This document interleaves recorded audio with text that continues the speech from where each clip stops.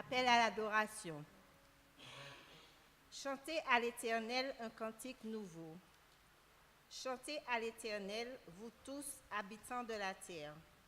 Chantez à l'Éternel, bénissez son nom, annoncez de jour en jour son salut, racontez parmi les nations sa gloire, parmi tous les peuples ses merveilles.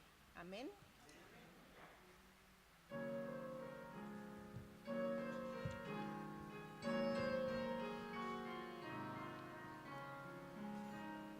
Dieu, créateur de la terre et des cieux, nous glorifions ton Saint-Nom. Gloire à Jésus, Sauveur et Roi des cieux, à l'Esprit consolateur. À toi la gloire et la louange, à toi le règne et l'autorité, la révérence et la puissance. L'adoration t'appartient à jamais. À toi la gloire et la louange, à toi le règne et l'autorité, la révérence et la puissance. L'adoration t'appartient à jamais.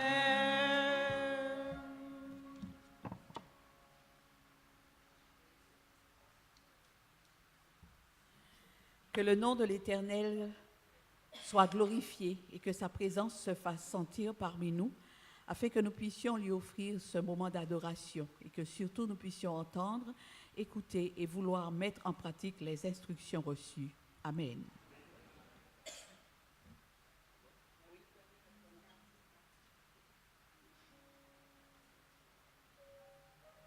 Bonjour à tous. Je vois qu'on est assez nombreux, qu'il fait beau. Je vois qu'on est bien habillés, qu'on a une Bible et qu'on attend que notre prédicatrice, notre intervenante, nous explique ce qu'on doit faire. Alors, je ne vous embête pas plus. Et au nom des officiers, je vous souhaite une cordiale et chaleureuse bienvenue. Et pour commencer, nous allons chanter le 22.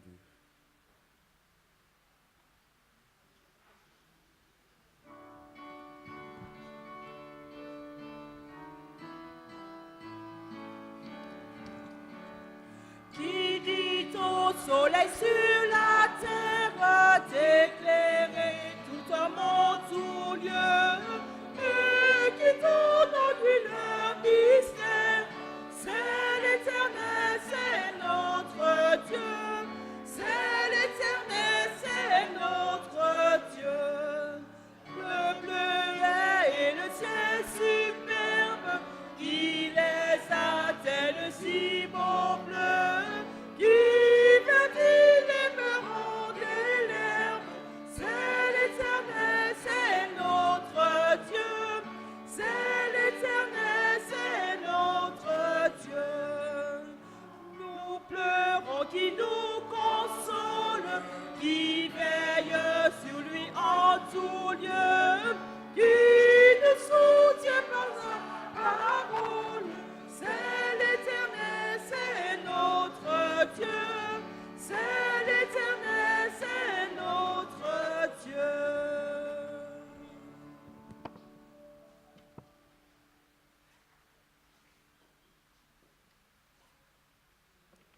Nous écoutons la parole de Dieu tirée du texte, le livre des psaumes, le chapitre 90 et le verset 12. Donc, psaume 90, le verset 12. Enseigne-nous à bien contenir au jour, afin que nous appliquions notre cœur à la sagesse. Que Dieu bénisse la lecture de sa parole dans nos cœurs. Et avant de nous agenouiller, nous allons entonner le chant qui va nous prédisposer à la prière.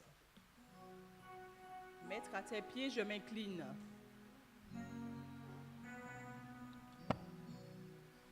Maître, à tes pieds, je m'incline. Je t'appartiens.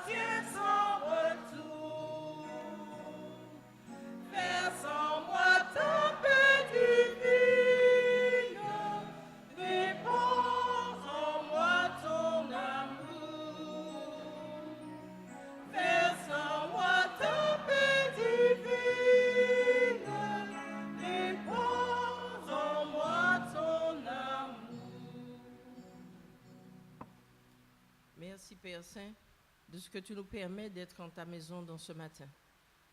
Tu nous as permis, Seigneur, de passer une semaine avec ses hauts et ses bas, ses difficultés, mais malgré tout, nous sommes venus te donner ici notre reconnaissance et nous sommes venus t'adorer. Donne-nous, Dieu, manifester ta présence parmi nous. Bénis les dons de ceux qui ont pu emmener parce qu'ils ont du travail. Bénis ceux qui n'ont pas non plus de travail et permets qu'ils puissent en avoir afin de te glorifier chaque jour. Merci de ce que tu as déversé sur chacun de nous, des bénédictions en grand nombre, celles que nous avons vues et celles dont nous n'avons même pas conscience. Reçois notre adoration ce matin. Nous t'avons prié, bon Père, et nous te demandons de nous relever de cette position, ayant l'assurance que tu nous entends du haut des cieux et que tu es parmi nous en ce matin. Nous t'avons prié au nom de Jésus. Amen.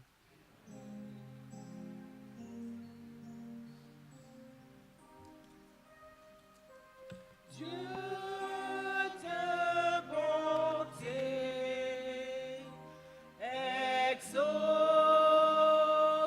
ma prière, écoute mon cœur.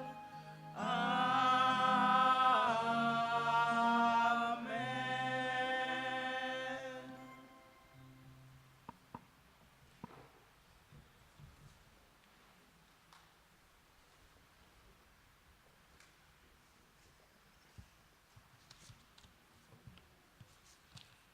Appel à l'adoration. Appel à l'adoration. Ah, autant pour moi. Service de fidélité.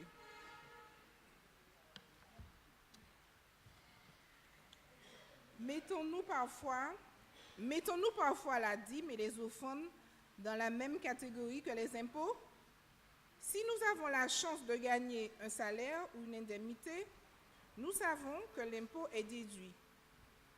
Nous nous sentons peut-être déjà suffisamment démunis. Dieu nous taxe-t-il en plus de cela? Et comment calculer la dîme et les offrandes? Sur notre revenu brut avant impôt ou sur le revenu net après impôt? Où pouvons-nous déduire nos frais de subsistance? Et s'il ne restait plus rien pour Dieu? Les diacres passeront dans les rangs pour accueillir la dîme et les offrandes et nous entonnerons le chant approprié. Merci. Ô Jésus, béni sois-tu. Ô Jésus, béni sois-tu. Tout me vient de toi, ô Seigneur, merci. Éternel, que de nos temps monte doux parfum jusque dans Sion. Oh mon Père, merci pour le don de Jésus, pour la vie tu nous bénis. Oh Seigneur, merci. Béni soit Jésus ton nom, ici maintenant nous t'exaltons. Vers toi s'élève le chant de nos cœurs reconnaissants. Oh mon Père, merci pour le don de Jésus, pour la vie tu nous bénis. Oh Seigneur, merci. Oh mon Père, merci pour le don de Jésus, pour la vie tu nous bénis. Oh Seigneur, merci.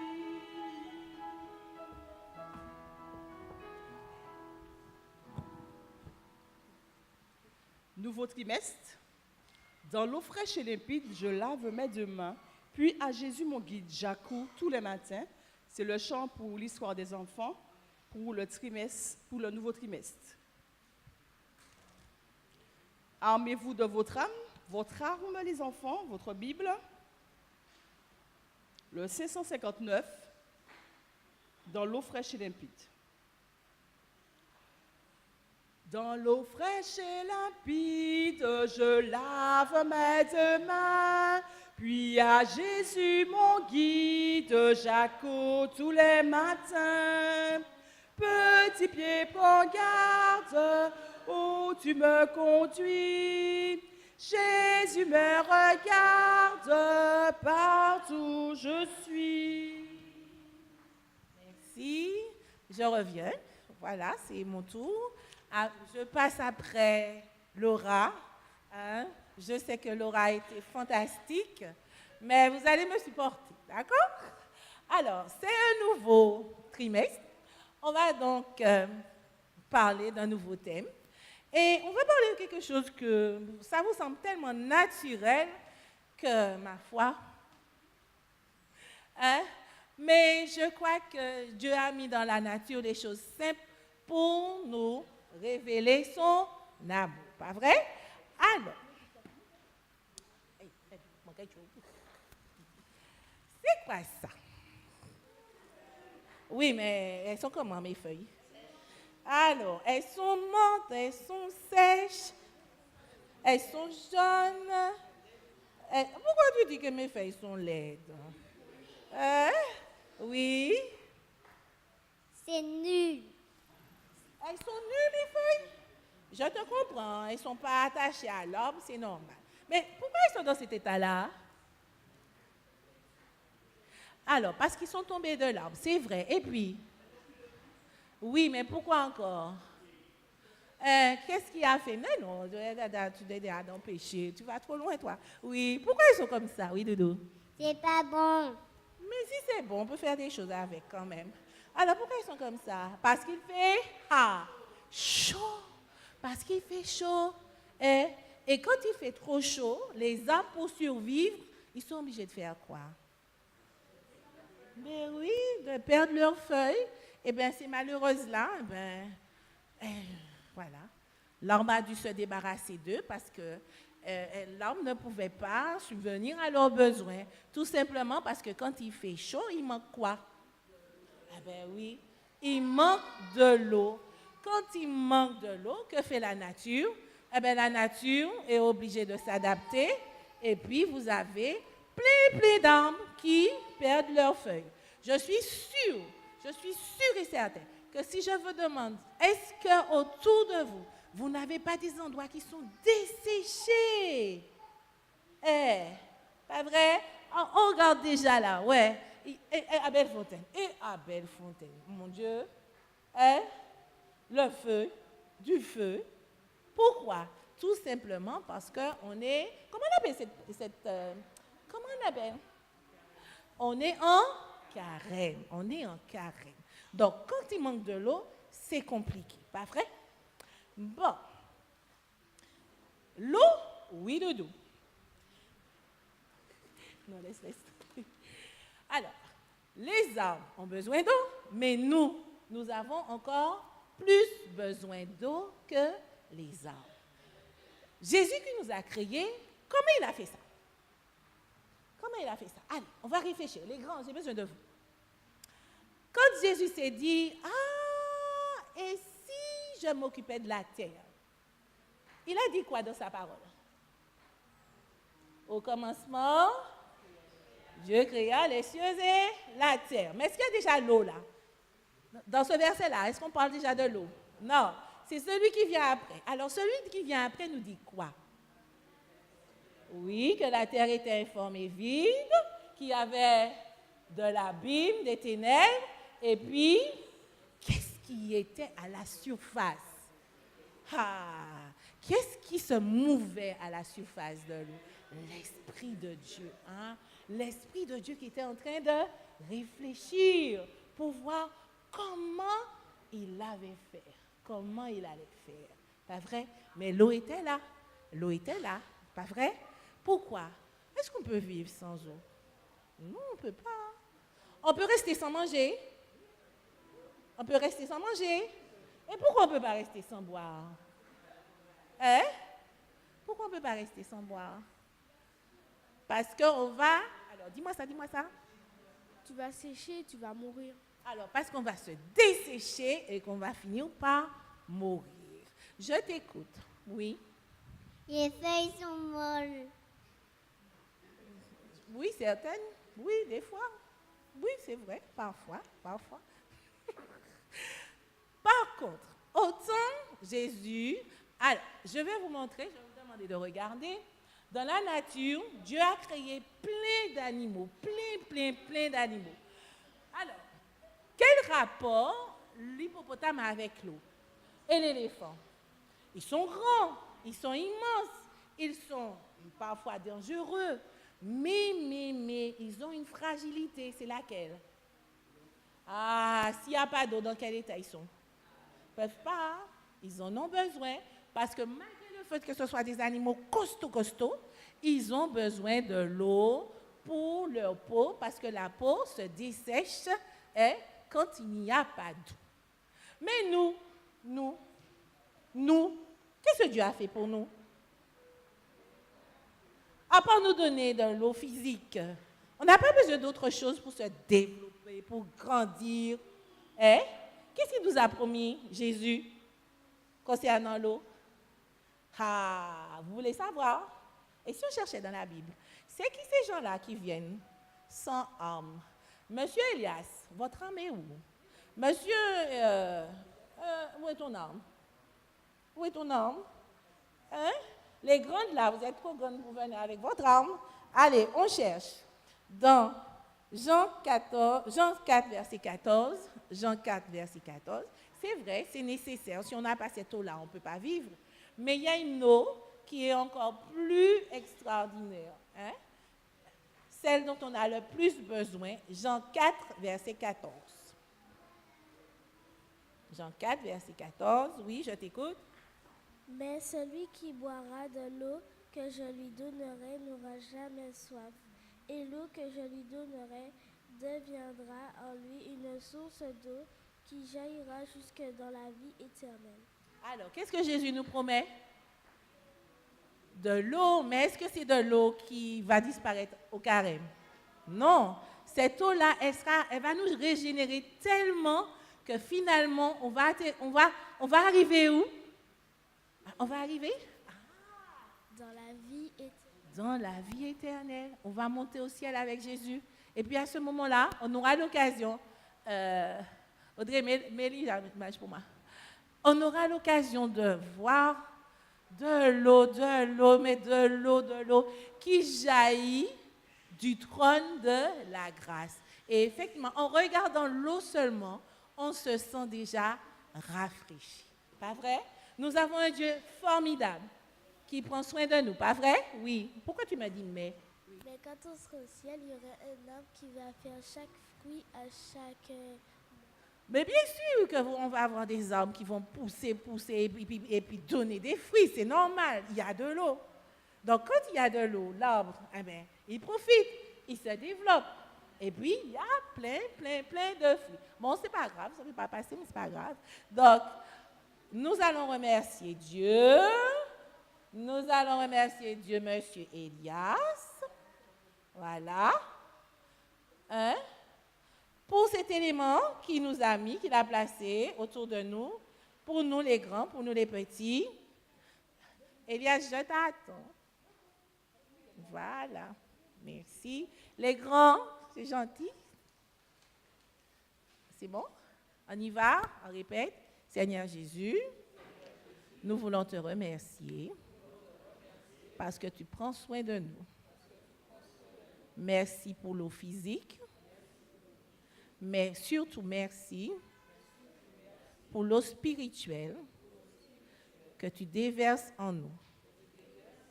Réserve-moi ma place au ciel. Amen. À la semaine prochaine. Attendez. Comme je sais qu'il fait très chaud, alors aujourd'hui, je vais vous offrir des bouteilles d'eau. Voilà.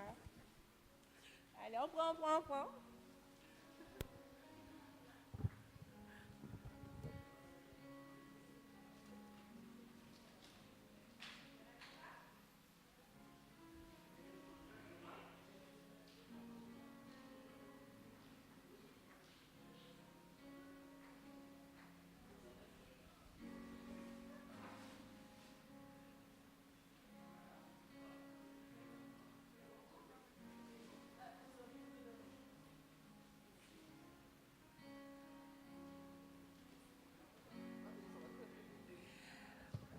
Alors nous allons prendre le 319. Vous allez garder votre position. Près de Jésus, je trouve un sur-asile, le 319.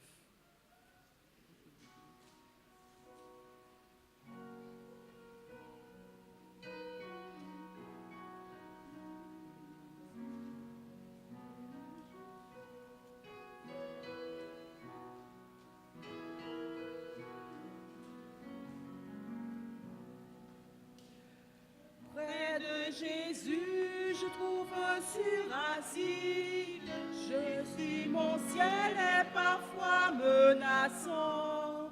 Il me rassure, en lui je suis tranquille. Et ma faiblesse agit son bras puissant. Près de Jésus, nulle frayeur, la joie est indicible. Près de Jésus, je suis vainqueur, labeureuse et paisible. Près de Jésus, je suis béni sans cesse, allègrement je porte mes fardeaux.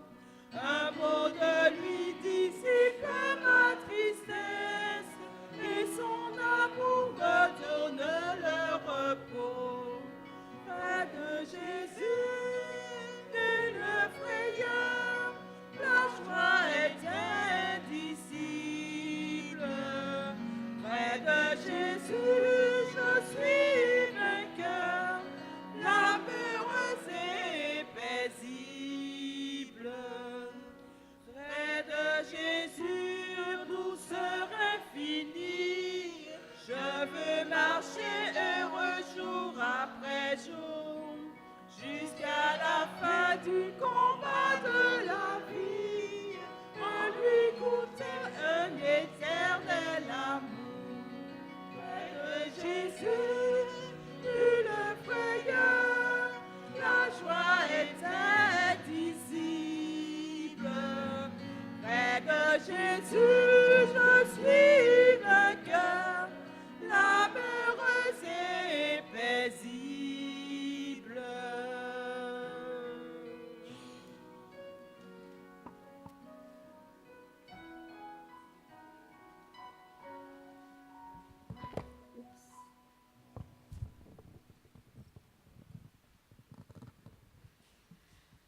Frères et sœurs, bonjour. Beaucoup seront déçus parce qu'on attendait ce matin sœur Zi, sœur Léa Savéré-Moutou, voilà, j'y suis arrivée. Mais apparemment, elle a un souci parce qu'encore ce matin, pasteur Saint-Élie me disait qu'elle serait présente. Donc, c'est vrai que vous ne l'aurez pas, alors je vais vous demander de bien vouloir me supporter pour qu'ensemble nous puissions quand même avoir une méditation venant de la Bible. J'aimerais remercier déjà tous ceux et toutes celles qui nous visitent. Nous avons des visages qui nous sont inconnus et qui pour moi je retrouve. Donc merci d'être présents avec nous. Merci dans la deuxième rangée d'être avec nous. Merci, il y en a là aussi. Et merci. Vous voyez, on est comblé. Est-ce qu'il y en a par là? Non, mais on aime bien voir sœur Marinelli, Richard, la famille Grosol. Nous sommes contents d'être ici ce matin pour passer un petit moment avec notre Seigneur. Je vais vous demander donc de prendre votre Bible dans Matthieu chapitre, non pardon, pas Matthieu, Luc chapitre 12 au verset 13 et suivant. Voilà, nous y sommes arrivés. Luc chapitre 12, verset 13 et suivant.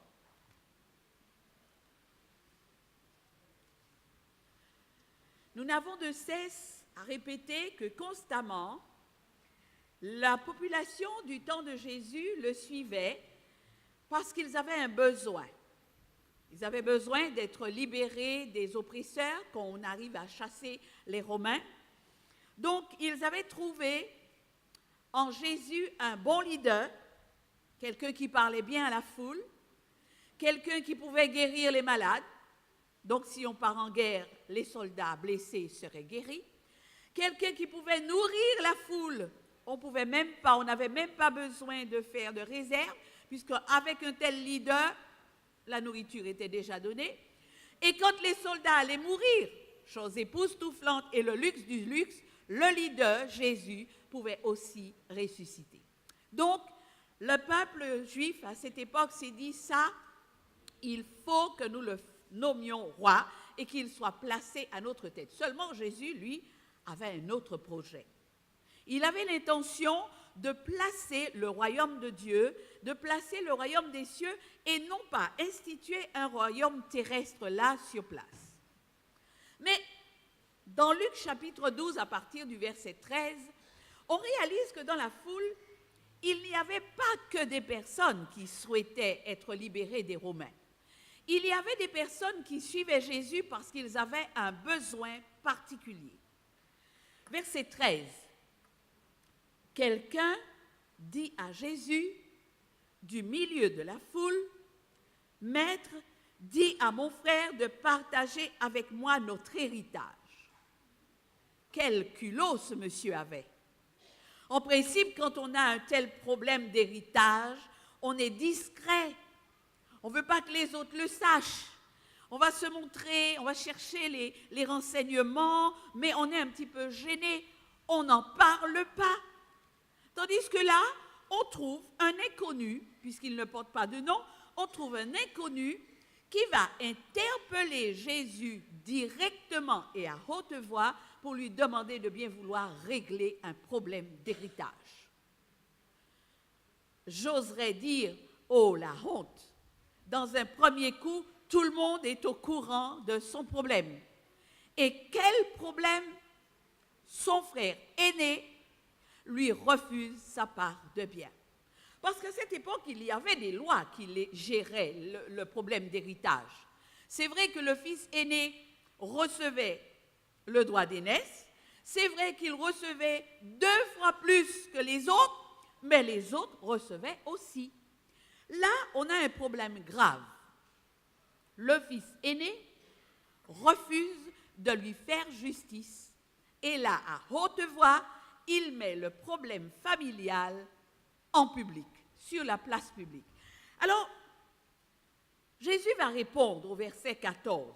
« Ô homme, qui m'a établi pour être juge ou pour faire votre héritage? » Et là, j'imagine un groupe de jeunes qui auraient tout de suite répondu et blanc. Ils ont fait li, ils ont remis en place li, oh la honte. Parce que là, effectivement, Jésus va dire, mais je n'ai pas été nommé pour régler ce genre de problème. Qui m'a établi pour être juge? Vous avez des lois, donc appliquez-les. Mais nous allons découvrir un côté que l'on ne connaît pas très bien de Jésus. Il est toujours attentif à tous les besoins. Et quand bien même il n'a pas été nommé pour régler ce genre de problème, il va trouver une réponse à cet inconnu. Il ne le laisse pas tout seul devant son problème. Alors, au verset 16, il va lui sortir une parabole. Maintenant que nous avons trouvé le contexte de la parabole, découvrons ensemble cette fameuse parabole. Les terres d'un homme riche avaient beaucoup rapporté. Et il raisonnait en lui-même en disant, « Que ferai-je? Car je n'ai pas de place pour rentrer ma récolte. Voici, dit-il, ce que je ferai. J'abattrai mes greniers, j'en bâtirai de plus grands, j'y amasserai toute ma récolte et tous mes biens. Et je dirai à mon âme, tu as beaucoup de biens en réserve pour plusieurs années. Repose-toi, mange, bois et réjouis-toi. » Mais Dieu lui dit, « Insensé, cette nuit même ton âme te sera redemandée, et ce que tu as préparé, pour qui sera-ce? » Il en est ainsi de celui qui amasse des trésors pour lui-même et qui n'est pas riche pour Dieu. Si on voulait faire tout simple, on dirait là, Jésus a un problème avec les riches. Jésus n'aime pas quand on fait des réserves. Et Jésus n'aime pas quand, ayant fait notre budget, on garde un petit quelque chose à la banque. Jésus n'aime pas quand notre réfrigérateur est plein et que malgré tout on rouspète. Jésus veut que l'on vive au jour le jour sans se contenter de surplus, de réserves, d'économie. Si vous dites ça, vous avez menti, parce que Jésus n'a jamais dit ça. Jésus n'a aucun problème avec les riches. Il n'a aucun problème avec les réserves. Il n'a aucun problème avec les économies. Le problème, c'est nous qui l'avons. Parce que le mobile, voyons le mobile de ce monsieur. Il a sa récolte en grande quantité. Et voici ce qu'il dit. Il fait des projets. J'abattrai mes greniers, j'en bâtirai de plus grands, et j'y amasserai toute ma récolte et tous mes biens. Est-ce qu'il a mal agi en faisant cela? Non. Richard, Richard, tu as planté un jardin de je ne sais pas quoi, de grenades. Tu as fini, tu as ramassé, récolté tes grenades, et puis il y en a encore. Qu'est-ce que tu fais? Ah ben, tu retournes chercher, tu ne laisses pas la pourri, non. Tu fais de la réserve. Donc, ce monsieur, logiquement, n'a aucun problème avec sa récolte. Là où ça pose problème, c'est ce qu'il dit à la fin. Maintenant, il va dire, repose-toi, mange, bois, réjouis-toi. Plus égoïste ça, il n'y a pas.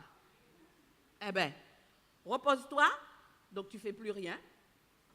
Tu manges, il a oublié d'or. Tu bois, il a oublié dormir.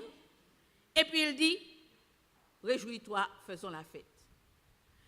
Là, dans cette parabole, Jésus n'enseigne pas qu'il ne fasse pas faire de réserve. Il n'enseigne pas qu'il ne fasse pas faire de l'économie. Il n'enseigne pas cela du tout. Il dit, quel est le mobile qui te pousse à agir ainsi? Quel est le mobile qui te pousse à faire de la réserve? Quel est le mobile qui te pousse à mettre de côté? Parce qu'au verset 27, il dit que cette personne qui agit de manière égoïste est appelée insensée. Et pour qui a-t-il préparé tout cela? En pas jamais, ouais, yo mettez tibre l'argent à danser au cueil, les mounamo. J'ai vu une vidéo, un monsieur qui était fort riche, mais qui était égoïste, radin, qui retenait à ses enfants, il ne donnait rien, il n'avait jamais rien, et puis il rouspétait, il n'avait jamais d'argent. La famille ne venait pas lui rendre visite. Un jour, il tombe malade. Alors toujours, pour montrer son égoïsme, il dit à son épouse, je veux que tu me promettes là, maintenant, aujourd'hui, que le jour de mon enterrement, tu vas mettre tout mon argent dans le cercueil avec moi. La dame a dit, d'accord, il n'y a pas de souci, je te promets ça. Il n'y a pas de problème. Quand la famille a entendu qu'elle a fait une telle promesse, parce qu'elle l'a répétée, on lui dit, mais écoute, mamie, c'est pas bien, réfléchis. Tu ne vas pas, après sa mort, mettre l'argent dans le cercueil. Ça n'a pas de sens. Garde l'argent. Il vous dit, mais non, j'ai fait une promesse et je tiendrai ma promesse. Ils sont partis en disant, elle est aussi malade que son mari. Le jour du décès, alors que les membres du service de pompes funèbres allaient s'apprêter pour fermer le cercueil, elle a dit, attendez. Elle est rentrée dans sa chambre. Elle est revenue avec le chéquier. Elle a fait un chèque du montant total de ce qui était sur le compte en banque du monsieur. Elle l'a signé et puis elle l'a mis dans le cercueil. On a fermé le cercueil, elle a tenu sa promesse Et après, la semaine d'après, au peu de temps, l'histoire ne raconte pas combien de temps, elle a appelé ses enfants et puis elle a dit un tel mitao, un tel mitao, un tel mitao, car était tibré-bamré pour moi continuer à vivre. Oh, quelle femme! Je me serais tenue à côté de cette femme pour lui dire bravo, bravo, bravo. C'est une mamie. Ça nous donne à réfléchir. Voilà là où le problème se pose. C'est le mobile qui m'incite à agir pour faire de la réserve, pour laisser à la banque monter des sommes, et puis les mamans, le service français qui prend la moitié, il a dit, moi, les restants la moitié, et puis l'autre la moitié, partager, il a partagé, et puis il faut que je paye notaire aussi. Donc, en fin de compte, j'ai été très intelligent. J'étais insensé de faire de la réserve pour que l'État puisse encore prendre dedans. Il n'est pas question là de faire du haut-pillage, parce que la Bible ne dit pas de faire du haut-pillage. Mais voilà ce que le texte dit. Il en sera ainsi de cette personne insensée, verset 21, pour toute personne qui amasse des trésors pour lui-même et qui n'est pas riche pour Dieu. La richesse, Dieu n'a aucun souci avec. La richesse doit être une bénédiction pour moi et en retour que cette richesse soit une bénédiction pour les autres. Rappelons-nous de l'histoire de Joseph. Le roi a eu le rêve, 7 années d'abondance qui vont suivre de 7 années de réserve. Il n'a pas dit au roi, fais des réserves, mon frère, fais de la réserve parce que pendant 7 années, il y aura de l'abondance et puis après, tu vas pouvoir te reposer, te réjouir et faire la fête. Il fait la réserve dans l'objectif, avec l'objectif de pouvoir être une bénédiction par la suite. Il va utiliser ce qu'il a mis en réserve pour pouvoir aider les autres.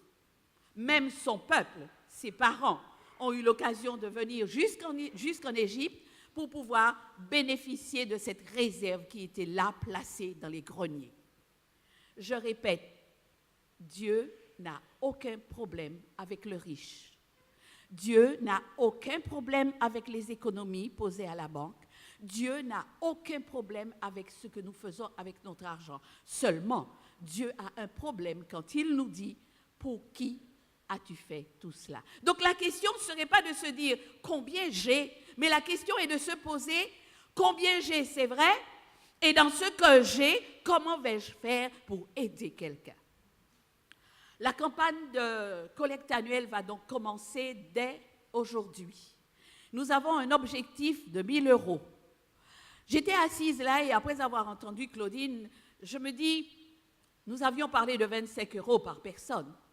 Mais si nous, dans nos économies, nous prenions 20 € de notre poche et que nous partions ensuite vers les autres pour leur demander de nous aider à augmenter ce que nous avons, là c'est le luxe du luxe. Oublions l'objectif, mais partons avec l'idée, Seigneur, tu veux que je vienne en aide aux autres. Il faut qu'aujourd'hui, alors que nous le pouvons, faire de la réserve. Ce matin, j'ai entendu un ouélélé là, une voiture qui passe avec un haut-parleur. Ils sont déjà inquiets à cause de la rivière des Pères, qui va sortir de son lit à la période de pluie, période de cyclone. La semaine dernière, ça c'est pour Saint-Pierre, toujours pour Saint-Pierre, ils sont inquiets à cause de la rivière, la Roxelane, parce qu'en hauteur, aux 3 ponts, l'eau creuse la falaise en pierre-ponce. Donc forcément, la falaise en pierre-ponce, elle va dégringoler. Elle ne va pas dégringoler à 2 mètres près, elle a à peu près une cinquantaine, je dirais, de mètres de hauteur. Ça va poser problème. On aura besoin de la réserve. Je vais tout près, je vais au prêcheur.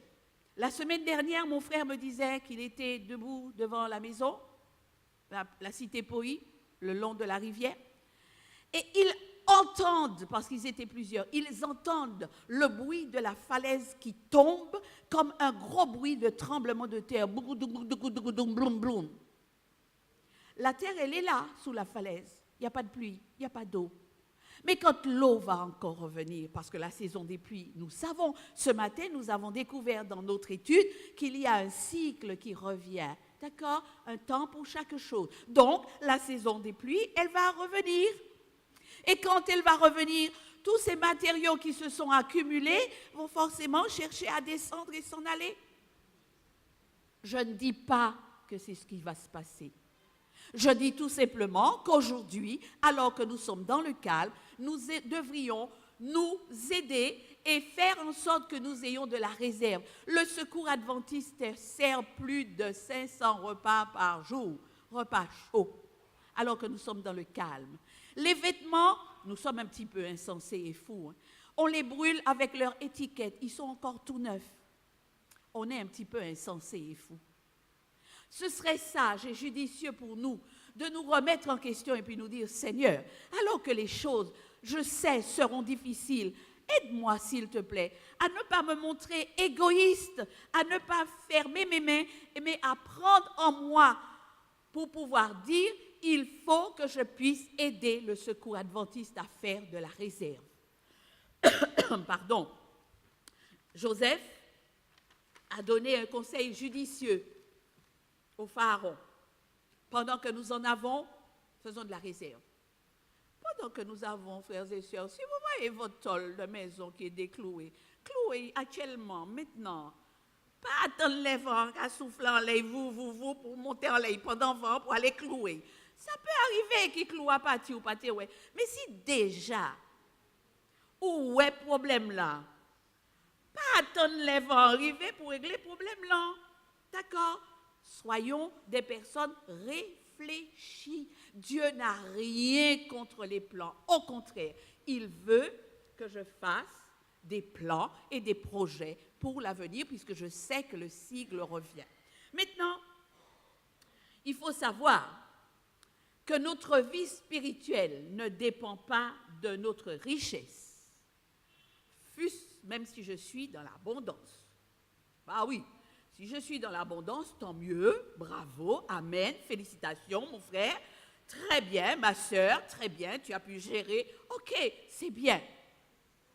Mais ne faisons pas en sorte d'être super malheureux parce qu'à un moment donné, on se dira, bon, votre banque est en faillite, en déroute, en tout ce qui s'ensuit, et puis, oups, je me mets à pleurer, Seigneur, j'ai tout perdu, je n'ai plus rien. Ce n'est pas la catastrophe. Mais seulement, l'Éternel veut, non pas que je m'applique à mettre en place cette petite phrase qui est super dangereuse lorsqu'on la prend de travers, je me contente de ce que j'ai. Parce que beaucoup se sont arrêtés avec cette petite phrase.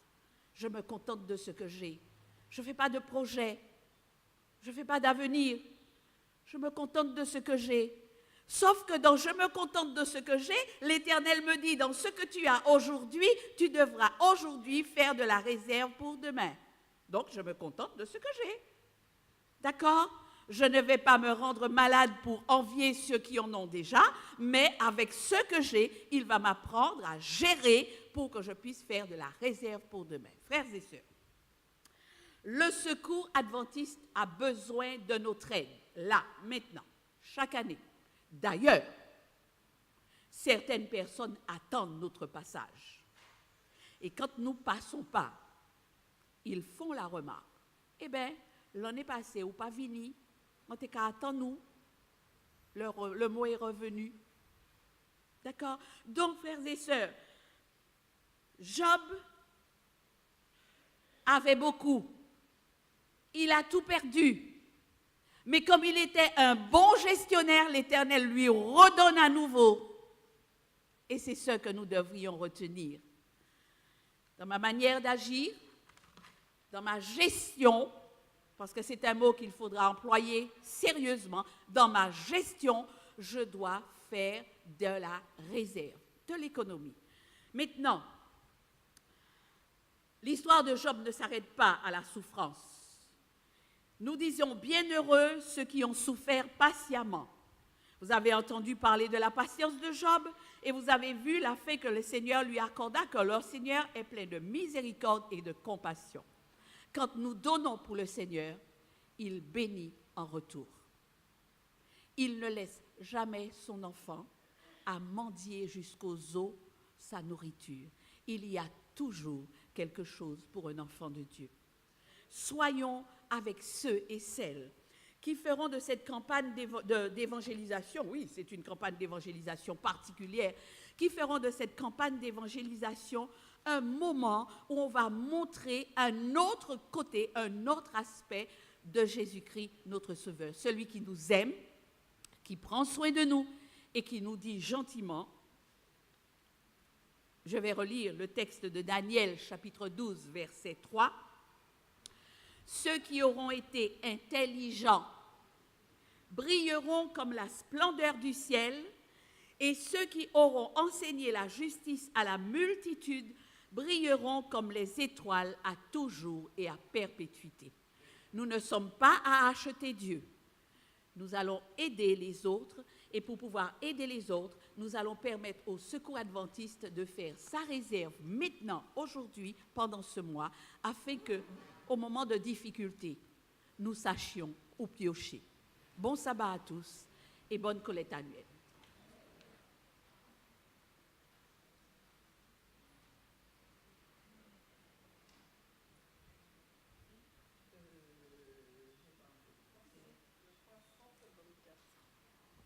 Terminé, vous allez vous mettre debout et ensemble nous chanterons le 354, le signal de la victoire.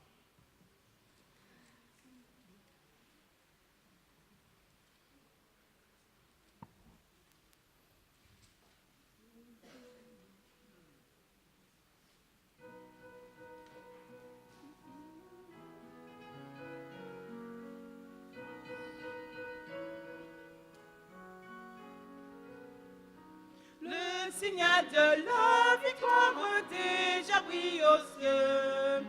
La couronne de la gloire paraîtra des cieux. Je vais combattre encore, dit Jésus à tous.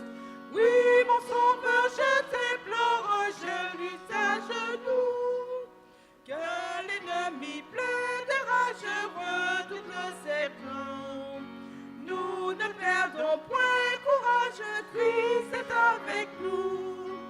Je viens combattre encore, dit Jésus à tous. Oui, mon sauveur, je t'implore, je lutte à genoux. Suivons amis la bannière du Sauveur en croix, et que notre armée entière se mange à la fois. Je viens combattre encore, dit Jésus à tous. Oui, mon sauveur, je t'implore, je lutte à genoux. Oui, des longues lames et des voici le secours. Dans nos mains prenons l'épée qui fait toujours. Je viens combattre encore, dit Jésus à tous. Oui, mon sauveur, je t'implore, je lutte à genoux.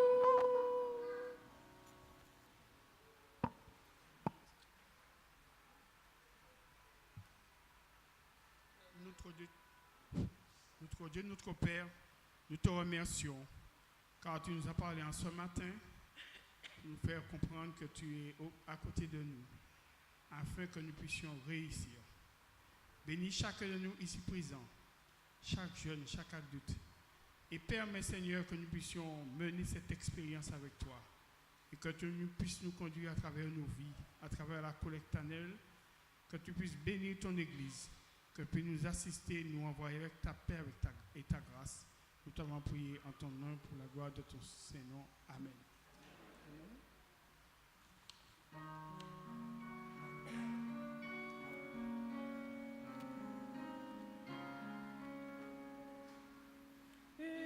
Écoute, Seigneur, reçois notre prière.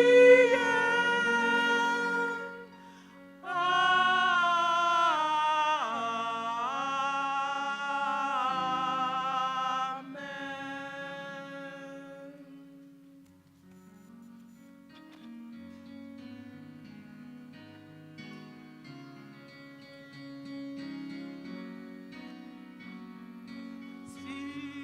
le chemin va sans peur,